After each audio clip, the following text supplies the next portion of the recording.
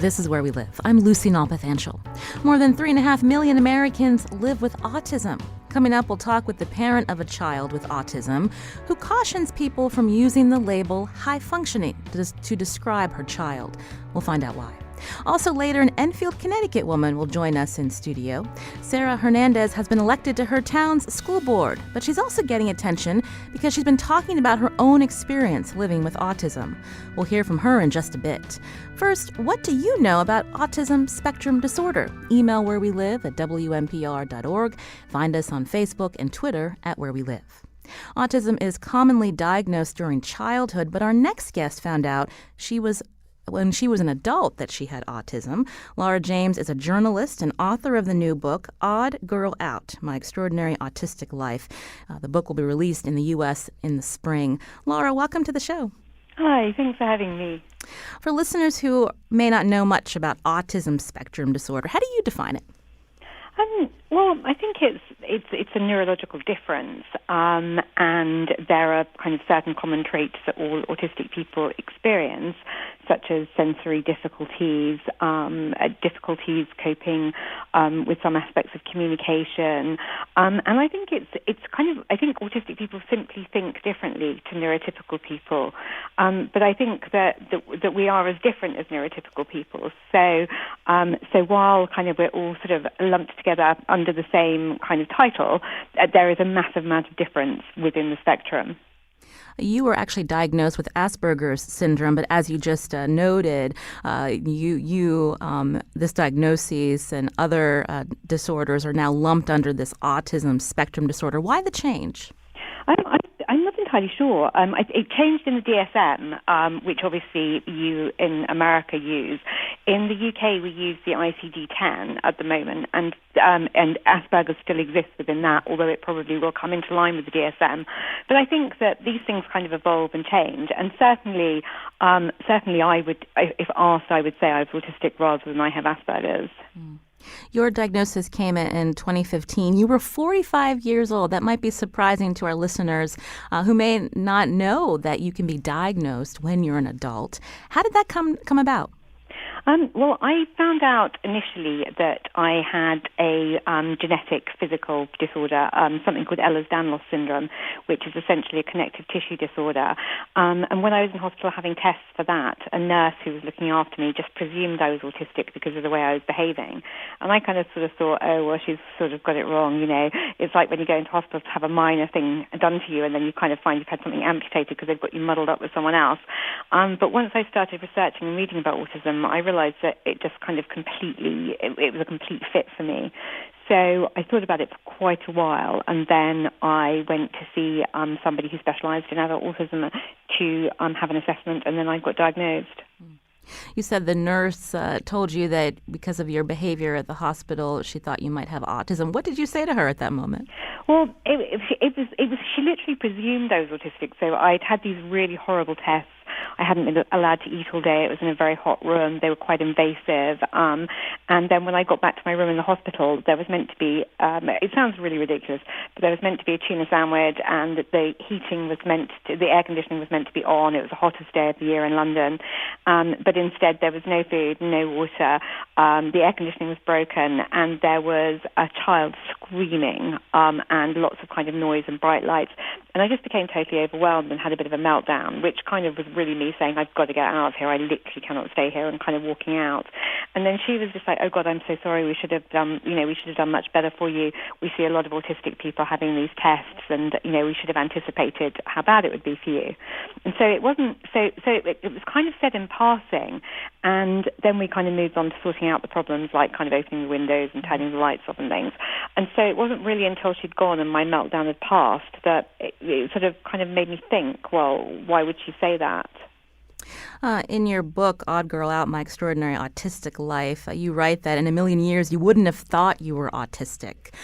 Tell us about that moment and when you said you started doing research and you realized, you know what, I actually have a lot of similarities to someone who's been diagnosed. How did you move forward? Well, I think the reason that I didn't think it was a possibility was because I didn't know that much about autism, and I had completely and wholeheartedly bought into the myths and the stereotypes that exist.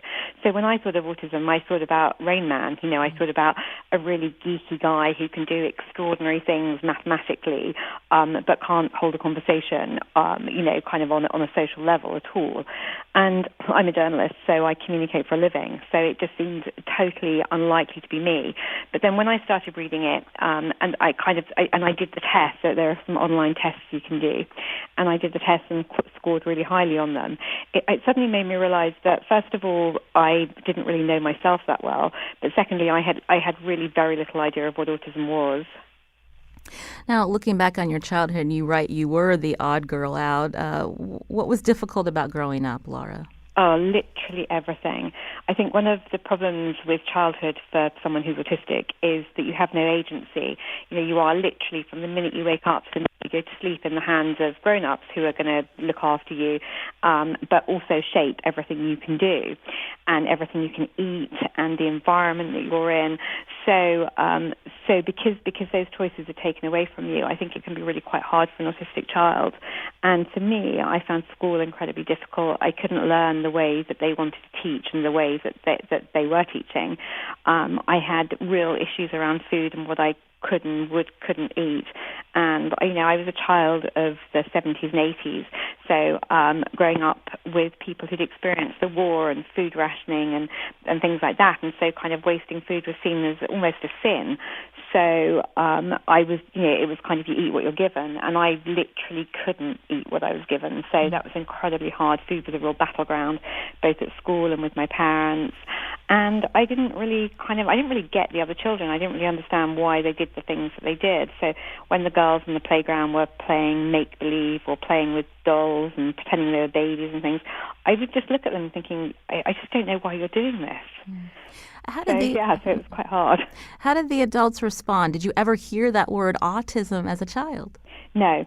But I don't think it was, first of all, I don't think that there was as much understanding, and certainly there wasn't as much diagnosis.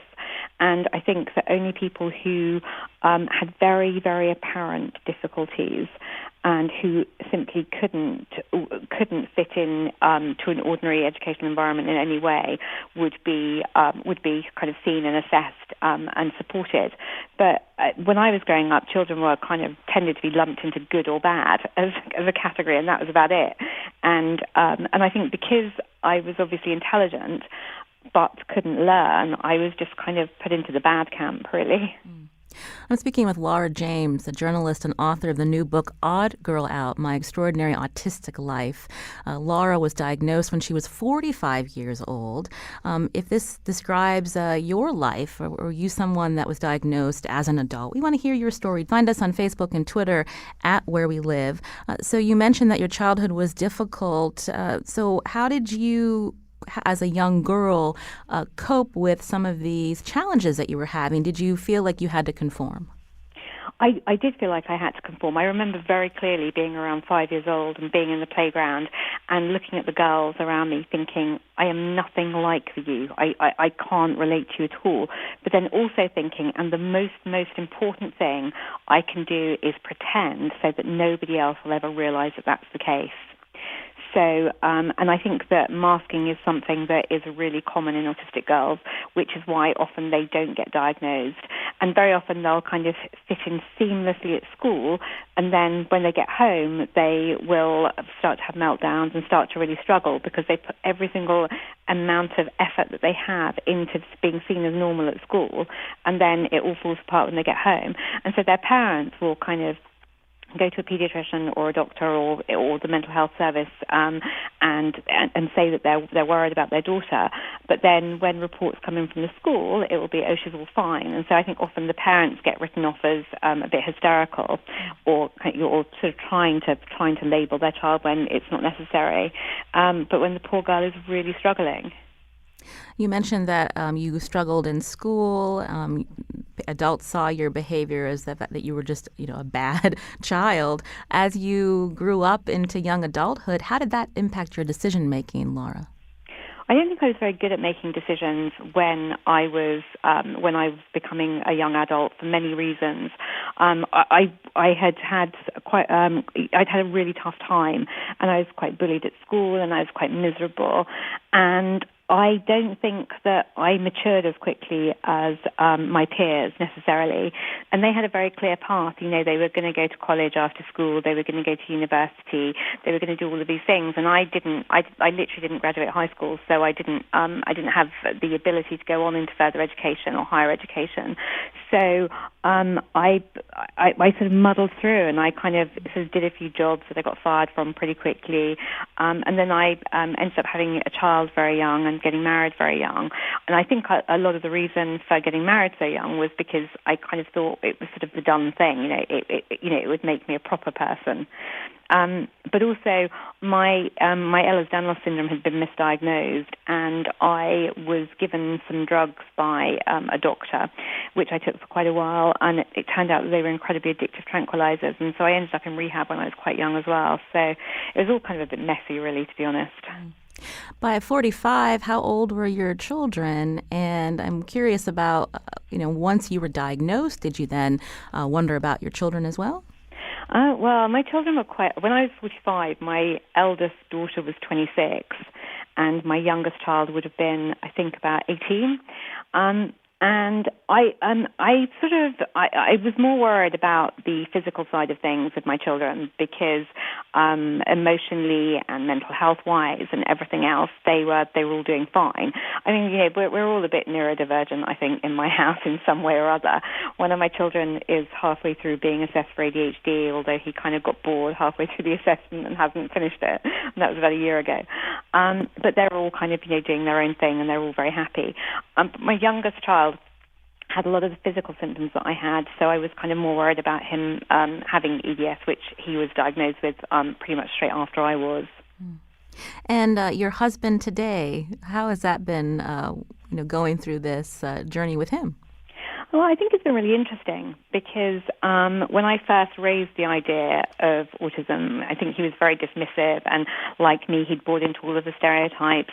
And because Toby and I had had our EDS diagnoses and a couple of other things as well at the same time, I think he was a bit doctored out, and I think he was just a bit like, no more, I just can't take any more. But then when I had my assessment, he started reading up about it and became, I think, more understanding of me as a person. And then when I wrote my book, which is essentially, it's a memoir that covers the year after my diagnosis, but it kind of goes backwards in time from childhood, kind of right through to now. And I think that, very few husbands have that. Very few husbands get their wife to hand in 80,000 words that explains everything. And I think that that's been a really bonding experience because I think it's allowed him to see exactly who I am. This is Where We Live. I'm Lucy Nalpathanchel. I'm talking with Laura James. She's joining us by phone from England. She's a journalist and author of the new book, Odd Girl Out, My Extraordinary Autistic Life. Laura was diagnosed when she was 45 years old. Coming up, we're going to continue our conversation and introduce you to an Enfield, Connecticut woman who's autistic and who is now a member of her town's school board. Do you have a family member on the spectrum? Were you diagnosed as an adult? You can join the conversation, too. We'll take your calls and questions after the break. Find us on Facebook and Twitter at Where We Live.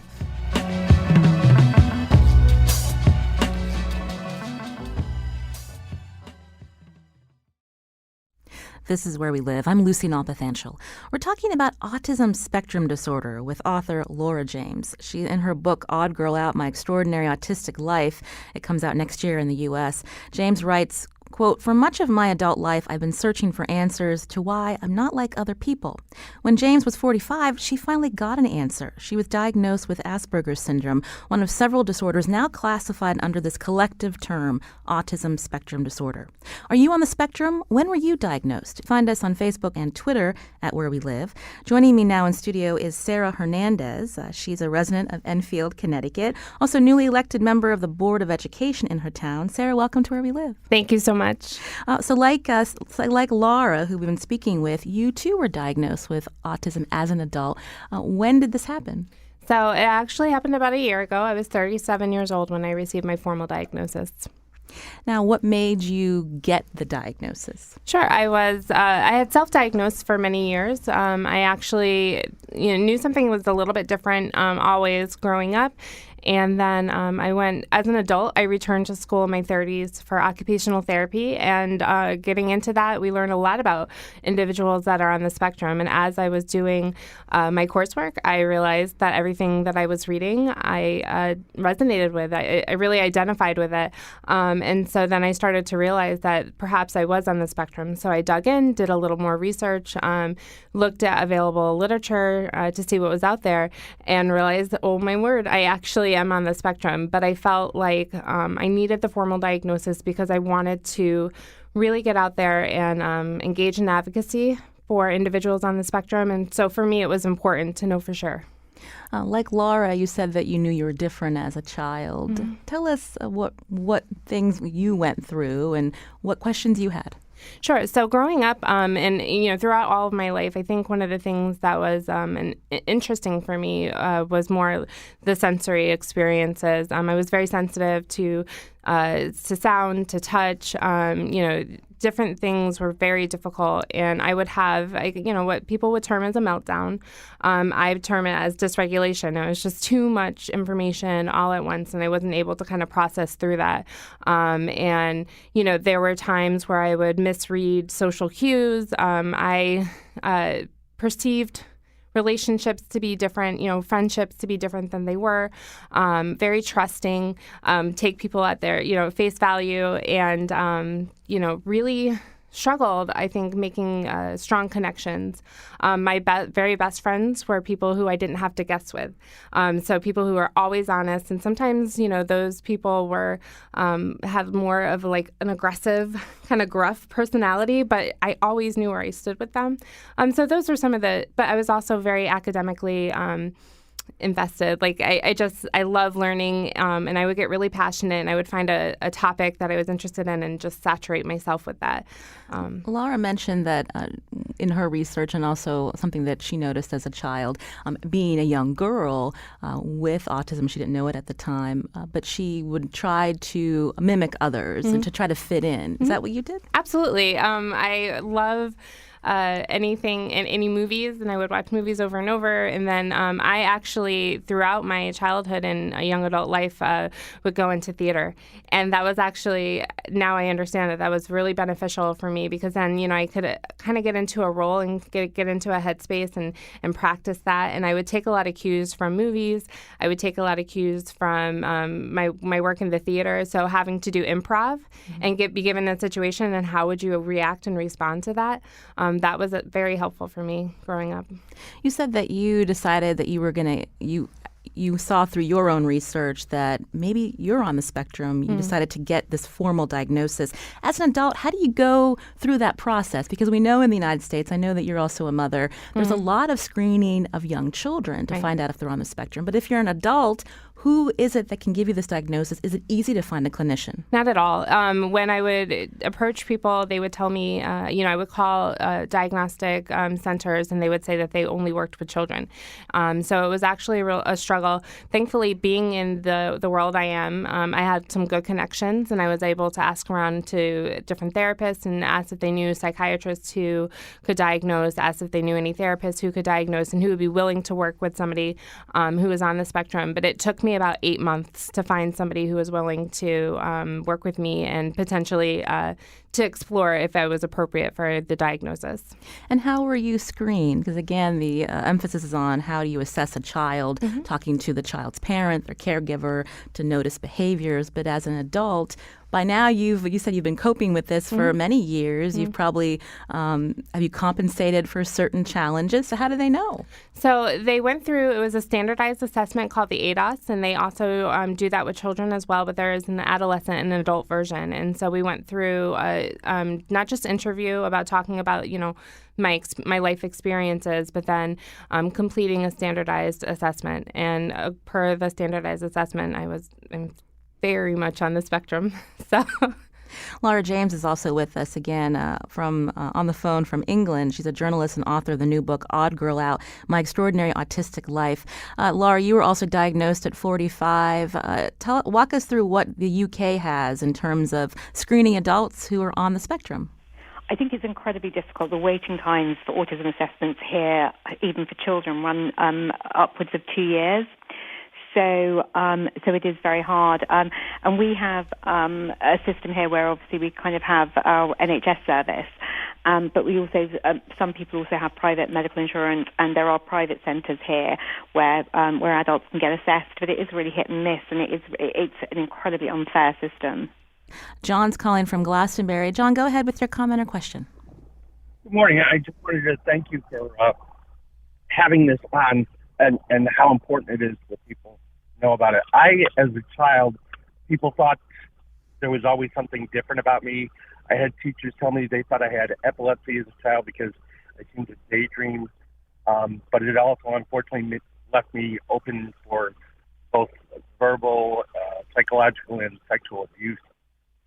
It wasn't until I joined the military and then later married and couldn't get promoted that they finally diagnosed me.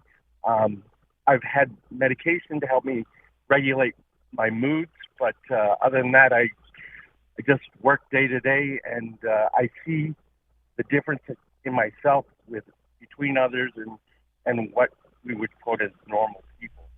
But bringing it out into the public would only help make it better, so I commend you for making this public. Thank you, John, for your call. I wanted to ask, once you found out that you were also on the spectrum, were you relieved, and how did people close to you respond? I knew that something was wrong. I was actually kind of ashamed by it because at the time I was in the military and expected to get myself promoted and couldn't do it. And then I found out that my oldest child was also autistic.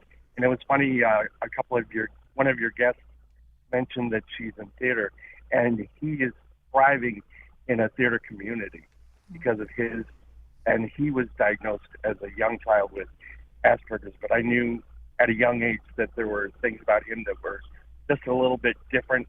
He had the same kinds of sensitivity that I did towards people, and was more open to other people to the point of making himself a target. Well, John, thank you for your call, and thank you. We're glad to hear that your son is thriving in the theater. I wanted to get our guest's response to John's story. First, Laura, he mentioned stigma. Is that something that, since your book has come out in the UK, Odd Girl Out Again, My Extraordinary Autistic Life, have you heard from other adults who've had that same experience? Yes, many. It's amazing. My book came out here last March, and pretty much every day I get messages or emails or kind of social media things from people, and so many of them are about people who say that they felt that they couldn't tell anybody about it because they felt it was such a stigma. And I think part of the problem that we have culturally is that there just aren't that many autistic women particularly out there. So I don't think that we have any touch points where we can kind of compare ourselves to other people, and I think that's quite isolating. And I think that alongside the fact that there is a lot of misinformation out there can make it incredibly hard. So it can make it incredibly hard to come out and tell your story, but also I think it can make it incredibly isolating and lonely for people who have simply recently got an adult diagnosis. Sarah Hernandez, again, she's an Enfield, Connecticut resident. She's in studio with me, also newly elected to the Board of Education. Congratulations on that election. Thank you. How did your husband respond? That's a really interesting question. We've been together for 18 years, and he was actually the person that I was most nervous to tell because of the stigma. Because, I looked at him and I'm like, well, you have an autistic wife. And, because around the stigma was challenging for me. But he is the most amazing man that I love my dad too. Love you, Dad. But I love my husband, and he is just so, he said, you are the same today as you were yesterday, and as the person that I fell in love with and that I am still in love with. And so that was really comforting for me, because when I got the diagnosis, it was like a gentle framework around some of the issues and struggles that I had been having. And so it was actually very relieving for me. But then I realized, well, wow, I need to tell my friends and family. But thankfully, I have an excellent support, and they were wonderful. Laura James, in your book, you write, your husband, Tim, said that it's as if I've been on the same date for 20 years. your diagnosis with spectrum disorder, autism spectrum disorder, and how he reacted? Yeah, I think it's a really confusing thing to say. I think that one of the things about the way that I am, and it's very difficult to tell how much of something is your personality, how much of it is the autism, how much of it is your upbringing and your kind of life experience. But I'm really really straight and really honest in all of my communication with my husband and with pretty much with everybody. But I think that he's always thought there would be something hidden, something kind of that I'm not saying, because I think that's his experience of kind of women before we got together. And so, yeah, so I think that he finds me a bit of an enigma, and that's where the first date thing came from. What about, we heard from our caller, we've touched on the genetic link. So once you found out that you were on the spectrum, I'll turn my question to Sarah, who's in the studio with me. Were you then concerned that you needed to test your child as well? And do you know people in your family that have autism, and things started to make sense? Sure. I look through my family, I look at my child, and I do have some of those questions. And my son especially is brilliant, and he sees connections between patterns and behaviors, and that actually was really helpful for me, because if he is on the spectrum, I don't know that he is, but he might be. Seeing how it's such a strength for him, and he's but then also being gentle to the fact that he does struggle also with some sensory issues, and it just makes me more open to sitting and holding space with him through those, because I understand how difficult it is for me, and I would want that same grace extended to me if I was struggling, and so it makes me more likely to extend that same grace to him. You wanted to be public about being on the spectrum while you were campaigning and running for the Enfield Board of Education. How did people perceive you when you told them that you were autistic? They look at you, what do you mean? Right. I have to say that in Enfield, Connecticut, the people who I spoke with about it were so supportive. They were excited because, in the disability community, a phrase that we say is nothing about us without us. And so it's really important to have representation for people who have disabilities, to not just have a voice or an opinion on a matter, but to have a seat at the table. And I think that because of the advocacy work of so many people before me, people in Enfield really recognized why that was important, and so they embraced it, and the support was really positive. What about parents who have young children with autism? When they meet you, how do they react? So interestingly, previous to running, I was an early intervention specialist, and I worked with a lot of parents when their children were first receiving those diagnoses. And it was very helpful to share my diagnosis with them, because at the time it feels very overwhelming, especially when you have a young child who maybe is struggling with communication, struggling with dysregulation and behaviors. And just seeing the path that their child can take, and just kind of drawing, you get so in the moment, just seeing the future seems almost impossible, but talking more about adults who are on the spectrum and what has helped us to be successful in life helps reframe for parents. And so in my community, I've had many parents who have approached me whose children are on the spectrum, and they've been very grateful. And even just to have conversations with their children, if their children are adolescents, saying, hey, this is what's possible for you, and, how can we help support you in your goals? Because these are the things that you can do. This is Where We Live. I'm Lucy Nalpathanchel. I'm speaking with Sarah Hernandez, an Enfield, Connecticut resident, also newly elected to her town's Board of Education. Sarah, as well as our guest from England, Laura James, an author and journalist, both women were diagnosed when they were adults with having autism spectrum disorder. You mentioned support, Sarah. I wanted to ask Laura, before you wrote this book and once you had your diagnosis, how did you seek out support on social media with other adults with similar stories?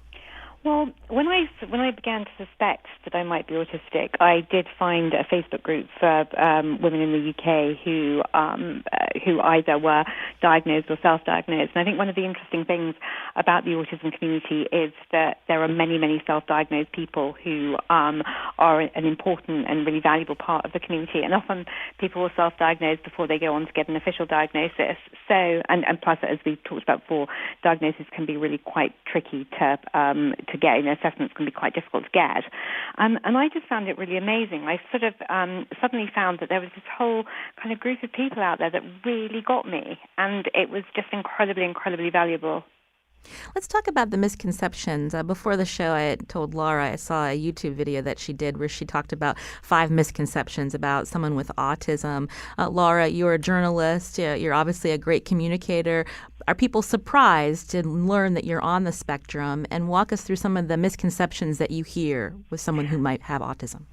Okay, well, I think people are really surprised until they learn a bit more about it. But initially, yes, because most people have bought into the stereotypes because that's all we ever see, really. And those stereotypes are that, that autistic people are generally men or boys, that they're generally quite geeky, quite into IT, very good at maths, can do extraordinary things like kind of go up in a helicopter and immediately draw the New York skyline from memory, that they have no desire at all to socialize in any context, that you can't be married, that you can't be a mother, that you you have genius level intelligence, or that you have such severe learning difficulties that you find everything a struggle. And so I think that those are the kind of the things that we generally see out there about autism in the media, in film, in TV, in fiction. Sarah, some of the misconceptions that you've heard people have of autism? I agree. And sharing my diagnosis, so some people would say that they disagreed with my diagnosis because I was so effective at communicating. I'm a professor as well, and so literally it's my job to talk. And so there was this thought that maybe, I shouldn't be that, or I shouldn't be able to do that. And, one thing about autism is that it is a spectrum disorder, and I think that it's really important for us to highlight the diversity between us, and not in a hierarchy of less and more, but really that we all have different ways that we can communicate and we can contribute. We talked earlier about in the United States that the screening has there's very much an emphasis on screening young children to find out if they have autism spectrum disorder. I'm curious about what supports do you want to see more funding to help adults with autism spectrum disorder? I'll go to you first, Sarah. Sure. I would love to see more vocational supports. I know personally, being in school was wonderful for the structure, for the routine, expected behaviors, expectations of me. And going into work as an 18, 19, 20-year-old, that was really difficult because it was difficult for me to navigate the social expectations, and I would misread social cues. And I really needed some type of scaffolded support to kind of help me process through, what were appropriate interactions between my coworkers, or, what not to get lost in my own head about, because I can analyze. What did they mean by that? And I get caught up in that. And so it would have been very helpful for me to have somebody to support through processing the social expectations of my work. And now, as I'm in my 30s, and I do that pretty well, and I have developed those skills. But I would have benefited from having vocational support. Laura, in your book, you talk about how you ask the question to yourself, why am I autistic? Have you gotten an answer to that question? Well, no. But I think that from all of the experts that I interviewed and all of the autistic people I've spoken to and all of the research I've done, I think that, autism is genetic. So it's kind of, it's one of those things that was probably pretty much always going to have happened. And I think that there is definitely a link between EDS and autism. And I think that I would probably like to see some more research into that. I feel very strongly that autism isn't something that we should be looking for a cure for, and I certainly think it would be really wrong to screen out, to try and screen out autism, because I think that it's a really important difference, and I think that we kind of add a lot to the kind of human mix.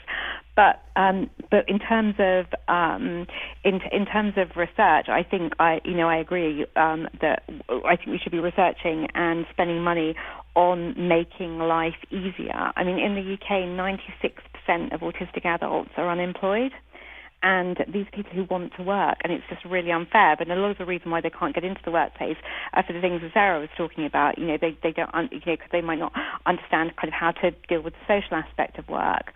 And I know that was a really big problem for me. So I think if we had those kind of supports, and also support in helping people navigate relationships, which I think can be difficult, particularly for girls and particularly for young autistic girls, I think that can be quite hard. And if we had those supports in place, then I think that's where we need to kind of direct our attention and our funding.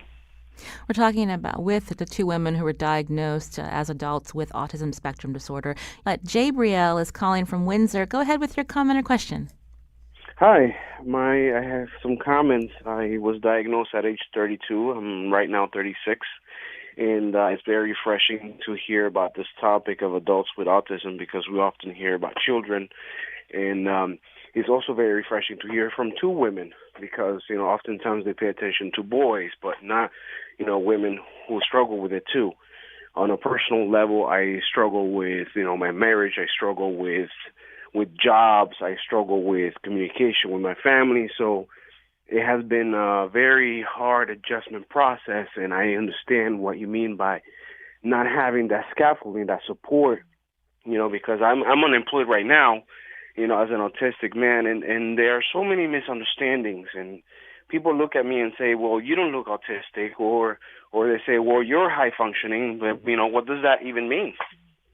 Well, Jabriel, we're glad to hear that you call in to tell us a little bit of your story. We're going to actually talk about this label that people throw around, high functioning. But I am curious, you said that you're unemployed. You just learned just a couple years ago that you're on the spectrum, on the autism spectrum disorder. I'm just curious, what supports would you like to see in your community? Well, I would like to see some support for adults with autism. And that those expectations, communications, and social expectations that are there for the job in the workplace, there are certain initiatives that I just won't take because I don't have those social skills and those communication skills, and I need that extra hand to, especially in the job search, especially trying to find jobs that would fit in, best with my abilities and qualities. Well, thank you again for your call, and good luck to you. You're welcome. Thank you. This is Where We Live. I'm Lucy Nalpathanchel. Again, today, two of our guests, two women who were diagnosed with autism spectrum disorder when they were adults. Coming up, we're going to hear from a parent of an autistic child. In many societies, including our own, labeling is commonplace. But is it helpful? In the case of Amber Underhill, she's grown tired of her child being described as high functioning. We'll hear why after the break. Now, are you also the parent of a child with autism? We want to hear from you, too. Join the conversation. Email Where We Live at WNPR.org. Find us on Facebook and Twitter at Where We Live.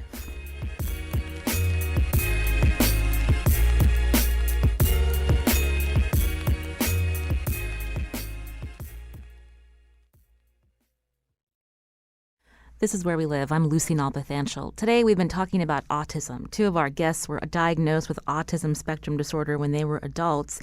If you're a parent of a child with autism, what do you want people to know? Find us on Facebook and Twitter at Where We Live. Our next guest wrote a Facebook post about how others view her daughter who has autism. Amber Underhill, welcome to the show. Hi, Lucy. Now tell us about your daughter and when she was diagnosed. Chandler was officially diagnosed I would say about 9 or 10 months ago. She's 4 years old, but I think from about the age of 2, we kind of realized what was going on with her. It was just a really long process getting the help that we needed to get her diagnosed. Now that she's been diagnosed, you said it was a process. Are you on a good path? Do you feel like you have enough support now? We do have a lot of help. She's in a special education school. She gets 6 therapy sessions a week. She sees a developmental pediatrician every month. We're working on updating her IEP, so she'll also get one-on-one counseling as well. So we're on a good path, but we're still hoping to get more help. In your Facebook post, you wrote, "I've heard the term high functioning a lot here lately in reference to Chandler, and I hate it. Upon learning that she's autistic, people will say things like, well, at least she's high functioning. And I really feel like that term is misleading." Explain that to us, because I'm sure many of our listeners have heard that. They'll hear someone classified as high functioning. Maybe that's something they've even said. Why is this frustrating for you?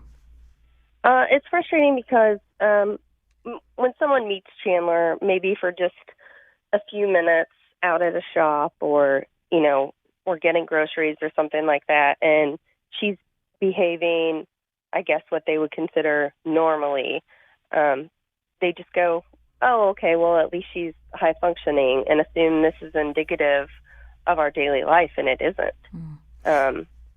Walk us through some of the when you say your daily life, some of the struggles that you have and the challenges that people don't know. We kind of make a joke that every day is like Groundhog Day, and every day is exactly the same. It has to be exactly the same. Her life is very scripted, and if you go off that script, she can't handle it. She falls apart.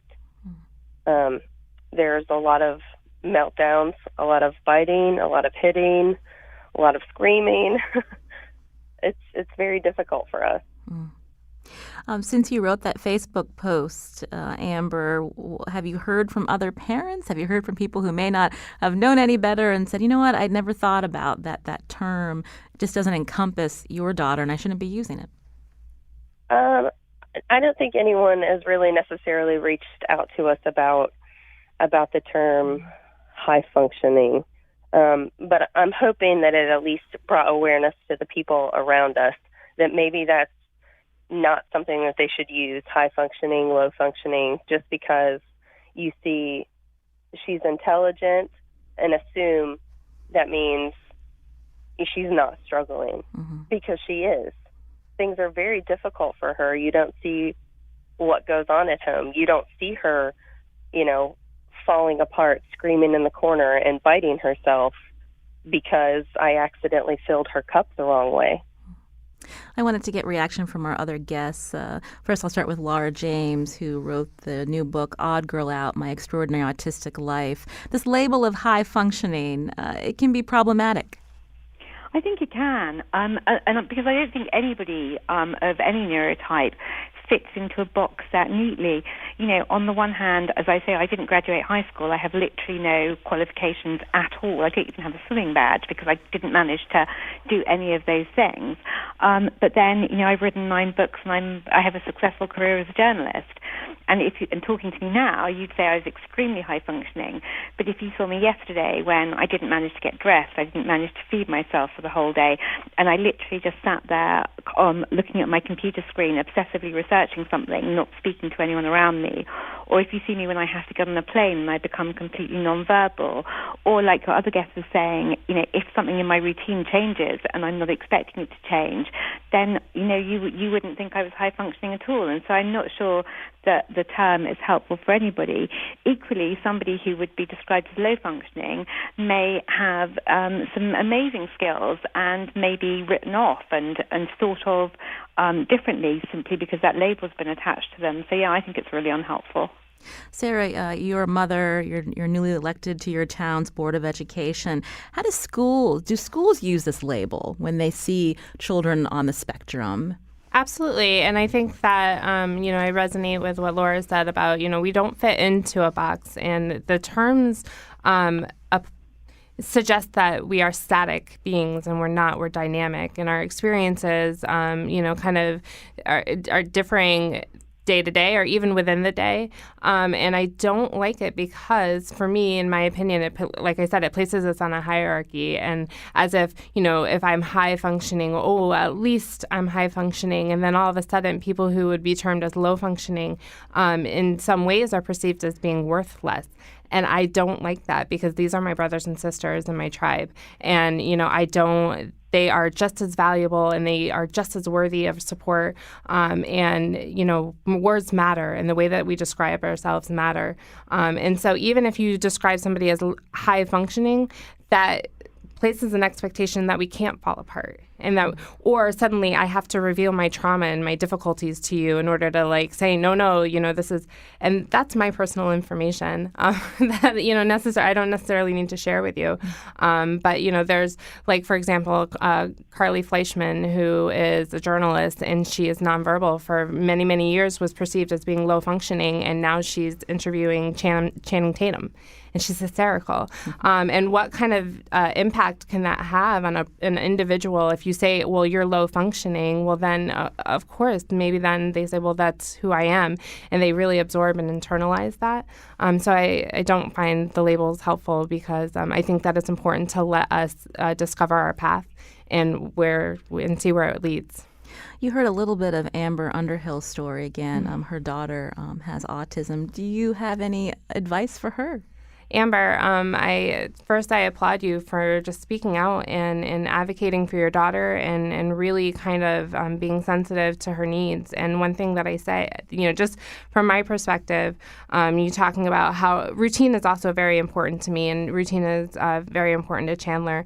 And one thing, the structure for me personally, it's not because I need things one way. It's because I see so many variables in the things that could happen that having one direct path gives me comfort. Because once I go off of that, then it's, this could happen, this could happen. But interestingly for me, that's what makes me excel at research.